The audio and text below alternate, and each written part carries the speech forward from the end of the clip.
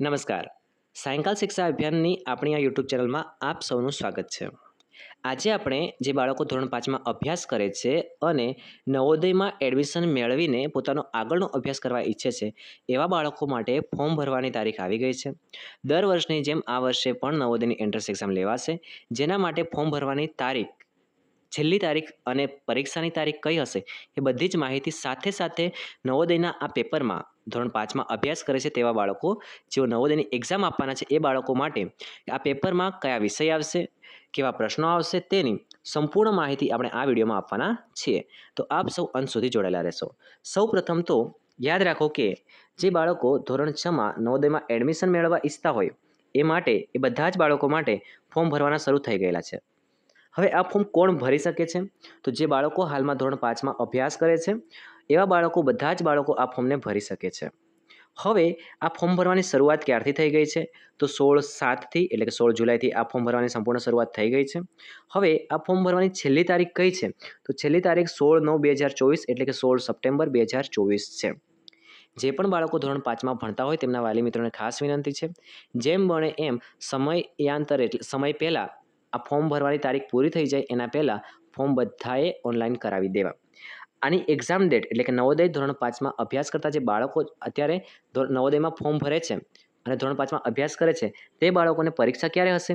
તો પરીક્ષાની તારીખ છે 18/1/2025, એટલે કે જાન્યુઆરી મહિનાની 18 તારીખે અને શનિવારે આ પરીક્ષા યોજાશે. ઠીક છે? તો આટલી માહિતી તમને મળી ગઈ. તો યાદ રાખો, આ જે સંપૂર્ણ માહિતી મેં કીધું એ બધી જ માહિતી તમને નવોદયની ઓફિશિયલ વેબસાઇટ પર મળી રહેશે. એમાં આપણને લખી આપ્યું છે કે ઓન સેટરડે 18th જાન્યુઆરી, 18 જાન્યુઆરી શનિવારે જે એક્ઝામનો સમય હશે એ બપોરે 11:30નો હશે. ઠીક છે? હવે કયા કયા રાજ્યનો હશે એની બધી જ માહિતી અહીંયા આપણને આપેલી છે. અને આપણે ગુજરાત રાજ્યમાં રહે છીએ એટલે આપણા ગુજરાત રાજ્યમાં પણ આ પરીક્ષા જે છે તે કઈ તારીખે રહેશે?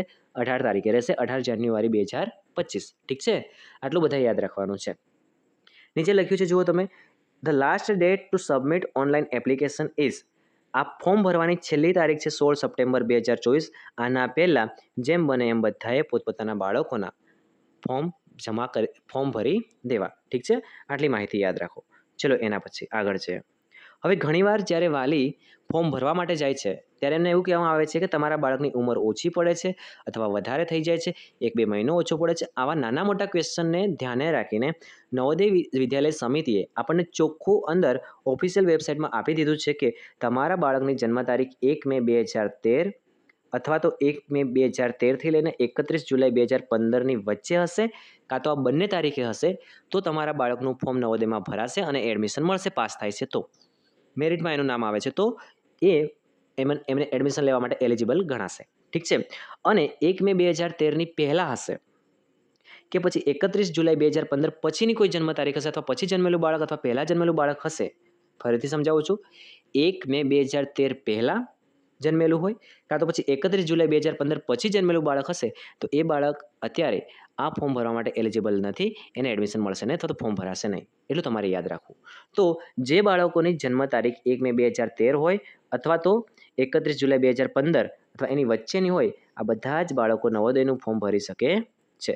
આટલું તમારે યાદ રાખવાનું છે. આ સિવાય તમને નવોદય પરીક્ષા વિશેની વિશેષ માહિતી જોઈએ છે અથવા કોઈ પણ ડાઉટ છે તો નીચે મારા બંને નંબર છે, એ બંને નંબર ઉપર તમે સંપર્ક કરી, ફોન કરીને, વોટ્સઅપ કરીને માહિતી મેળવી શકો છો. આ માહિતીને લગતી સંપૂર્ણ PDF જો તમારે મેળવવી છે તો પણ આ બંને નંબરમાંથી તમે વોટ્સઅપ કરી શકો છો. ઠીક છે? જેની સંપૂર્ણ માહિતી આપણને નવોદય વિદ્યાલય સમિતિની ઓફિશિયલ વેબસાઇટ પર મળી રહેશે. અહીં આપણને બધું જ આપ્યું છે. જે 2024 પછીનું સેશન થશે એ પહેલાં જે પણ બાળક એક્ઝામ આપે છે અને પાસ થાય છે એનું ધોરણ 5 પાસ હોવું જોઈએ. ઠીક છે? અને જે માહિતી મેં તમને આપી એની માહિતી પણ અહીંયા નીચે આપેલી છે, તમે જોઈ શકો છો. બોર્ન બિફોર 1 મે 2013 અને આફ્ટર 31/7/2015 આ બંને તારીખની વચ્ચેના બાળકો હશે. અને નીચે એ બી લખ્યું છે કે ઇન્ક્લુઝિવ, મતલબ કે આ બંને ડેટ્સ હશે તો પણ તમારા બાળકનું ફોર્મ ભરાઈ જશે, એડમિશન મળી શકે છે. પરંતુ આ બંને ડેટની પહેલાં અને પછી હશે તો પછી બાળકને એડમિશન મળી શકશે નહીં. એ ધ્યાન રાખવું. ઠીક છે? હવે નવોદયની એક્ઝામમાં ખાસ અગત્યનું જે છે તે આ પેપર કેટલા માર્ક્સનું આવે છે અને કયા કયા વિષય પૂછાય છે આમાં.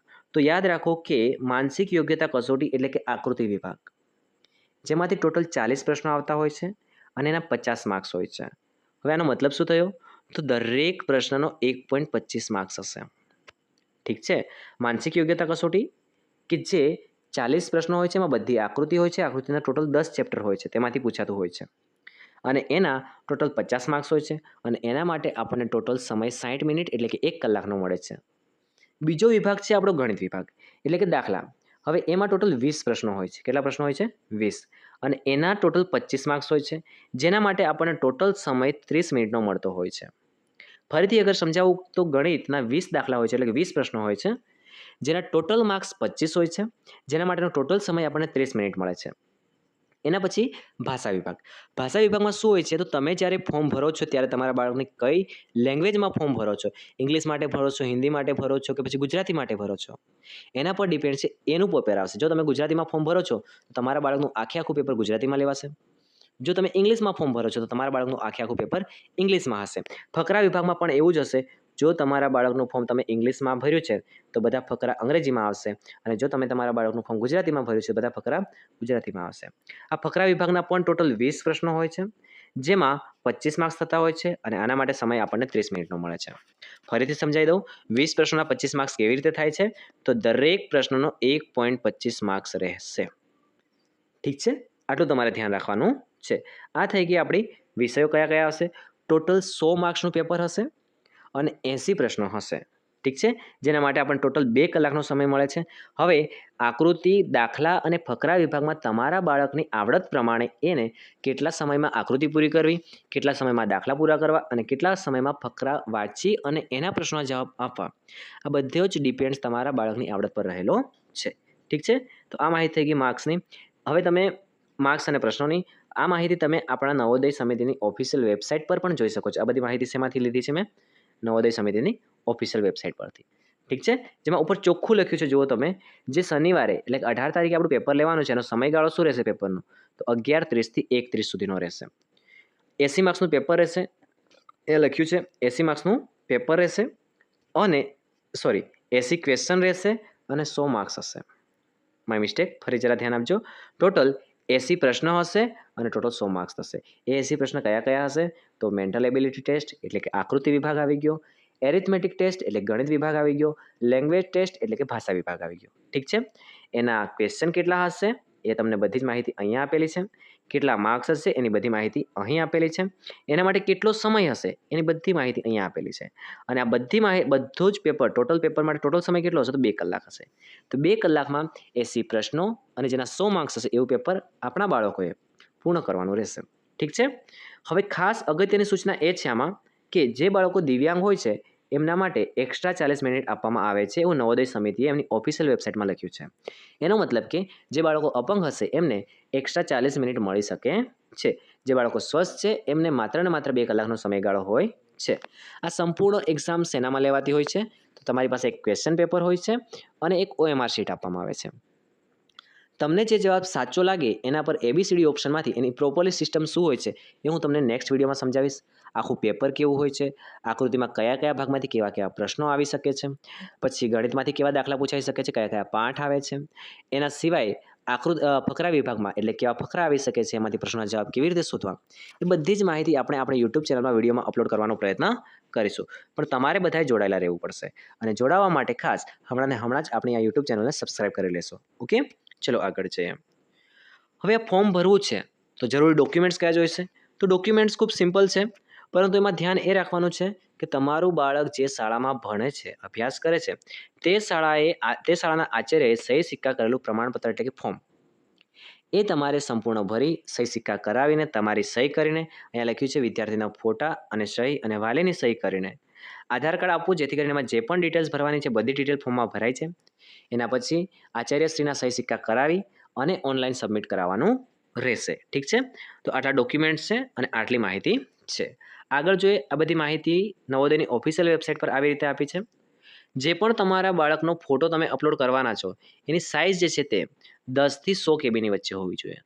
એના પછી બીજી માહિતી આપી છે, જે પણ તમે ફોર્મ ભરો છો એના પર તમારું બાળક જે શાળામાં ભણે છે ત્યાંના હેડમાસ્ટરની સાઇન અને સિક્કો આ બંને જઈ અને સિક્કા બંને જોઈશે. એના પછી જે બાળકનું ફોર્મ ભરો છો એનો ફોટોગ્રાફ આવી જાય, એના પછી એમના વાલીની સહી જાય અને એના પછી જે બાળકનું ફોર્મ ભરો છો એની સાઇન આવી જાય. એના પછી આધાર કાર્ડ નાખવું, જેથી કરીને બધી જ ડિટેલ્સ એમાં આવી જાય. એના સિવાય અન્ય પણ ડિટેલ્સ માંગશે, જેમાં અહીં તમે જોઈ શકો છો કે કેન્ડિડેટ જે છે તેનું સ્ટેટ, રાજ્ય, જિલ્લો, બ્લોક, આધાર નંબર, પિનકોડ નંબર, આ બધી જ માહિતી જે છે તે આપણે ફોર્મમાં ભરવાની રહેશે. હવે તમને પ્રશ્ન થાય કે ફોર્મ કેવું હોય, તો એનો નમૂનો જરા જોઈ લઈએ એટલે આપણને આઈડિયા આવી જાય કે આવું ફોર્મ હોય. ઠીક છે, તો આ પ્રકારનું એક ફોર્મ રહેશે, જે ફોર્મમાં તમારે તમારા બાળકનો આ સાઈડ જમણી સાઈડ તમે જોઈ શકો છો, જ્યાં એક પાસપોર્ટ સાઇઝનો ફોટો લગાડવાનો હશે. જે પણ માહિતી છે અહીંયા, બાળકનું નામ છે, એના ફાધરનું નામ છે, પપ્પાનું નામ છે, મમ્મીનું નામ છે, જન્મ તારીખ છે, આ બધી જ માહિતી તમારે ફોર્મમાં પેન દ્વારા ભરી અને પછી સહી સિક્કા કરાવવાના હોય છે. બાળકનું જેન્ડર શું છે આવી ગયું, પછી ડિસેબિલિટી આવી ગયું, એના પછી નીચે જોઈ શકો છો તમે એડ્રેસ આવી ગયું, અહીંયા આધાર કાર્ડ આવી ગયું, પિનકોડ નંબર આવી ગયું, એના પછી કઈ કાસ્ટ છે આવી ગયું. ઠીક છે, મોબાઈલ નંબર ખાસ જે પરમેનન્ટ હોય અને ચાલુ હોય એવો નાખવો. એના સાથે ઈમેલ આઈડી આવી ગયું, એન્યુઅલ ઇન્કમ વાલીની કેટલી વાર્ષિક ઇન્કમ છે, નેશનાલિટી આવી ગયું, રિલિજન આવી ગયું. એની સાથે સાથે તમારા બાળકને કયા મીડિયમમાં એક્ઝામ અપાવી છે, ગુજરાતી મીડિયમમાં અપાવી છે, અંગ્રેજીમાં અપાવી છે, એ મીડિયમ તમારે અહીંયા લખવાનું રહેશે. ઠીક છે, આટલી માહિતી તમારે ધ્યાન રાખવાની રહેશે. એની સાથે સાથે અગર આપણે નીચે જોઈએ, ધ્યાનથી જુઓ તમે, તો તમને અહીંયા ખબર પડશે ક્લાસ 3, અહીંયા ધ્યાન આપો, ક્લાસ 3, ક્લાસ 4 અને ક્લાસ 5. તમારું બાળક કઈ જગ્યાએ ભણતું હતું, ત્રીજા ધોરણમાં, ચોથા ધોરણમાં કયા ધોરણમાં કઈ જગ્યાએ ભણતું હતું, પાંચમા ધોરણમાં કઈ જગ્યાએ હાલમાં ભણે છે, એની ડેટ ઓફ જોઈનિંગ કઈ છે, એના વિશેની જે પણ માહિતી છે તમને મોસ્ટલી સ્કૂલમાંથી મળી રહેશે. ઠીક છે, અથવા તો જે પણ બાળક તમે ટ્રાન્સફર કરાવ્યું હોય તો એની એલસીમાં આની નાની મોટી માહિતી જે છે તે ધોરણ 3માં ક્યાં ભણતું હતું, ધોરણ 4માં ક્યાં ભણતું હતું, ધોરણ 5માં હાલમાં ક્યાં ભણે છે, એના વિશેની જે પણ માહિતી છે તમને સ્કૂલમાંથી મળી રહેશે. તો ત્યાંથી તમારે લઈ લેવી, અથવા તો જૂની માહિતી ધોરણ 3-4ની માહિતી જેનું એલસી હોય એમાં પણ મળી રહેશે. આ બાજુ તમે જોઈ શકો છો કેન્ડિડેટની સાઇન આવશે, જે બાળકનું ફોર્મ ભરો છો એની સહી કરાવવાની છે. આ બાજુ એમના પેરેન્ટ્સની એટલે કે એમના વાલીની સહી કરાવવાની રહેશે. નીચે તમે અહીંયા જોઈ શકો છો signature of headmaster with cell. તો અહીં તમારા જે સ્કૂલના આચાર્યશ્રી હોય એમનો સહી અને સિક્કો બંને કરાવવાનું રહેશે. આ સિવાય તમને કોઈ પણ મૂંઝવણ છે તો આ મારો વોટ્સઅપ નંબર છે, આ નંબર ઉપર તમે ફોન કે મેસેજ કરીને વધુ માહિતી મેળવી શકો છો. આ પીડીએફ સંપૂર્ણ પીડીએફ જોઈતી હોય તો પણ તમે આ નંબર પર મને મેસેજ કરશો. જો તમે આપણે આ યુટ્યુબ ચેનલમાં નવા હોય, પહેલી વાર વિડીયો જોઈ રહ્યા હોય, તો વિડીયોને લાઇક કરવાનું, આ વિડીયો કેવો લાગ્યો, માહિતી તમને પૂરતી છે, કોઈ ડાઉટ છે એના વિશેની કોમેન્ટ કરવાનું, અને જરૂરિયાતમંદના બાળકો અથવા વાલી મિત્રો સુધી પહોંચાડવાનું એટલે કે શેર કરવાનું બિલકુલ ભૂલશો નહીં. સાથે સાથે આપણે યુટ્યુબ ચેનલને સબસ્ક્રાઈબ પણ કરી લેશો. આવા જ વિડીયોઝ માટે જોડાયેલા રહેશો. Thank you.